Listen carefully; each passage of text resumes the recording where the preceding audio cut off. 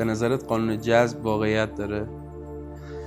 یاد یه آزمایشی افتادم چند سال پیش خوندم که یه دانشمند جالبی به اسم آقای بکستر اومده توی یک اتاق یک کاکتوس گذاشته و گالوانومتر متصل کرده به اون کاکتوس.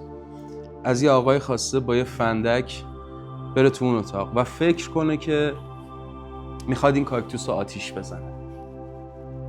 خیلی جالبه که انرژی و احساس اون کاکتوس بعد از ورود اون مرد تغییر میکنه و میترسه.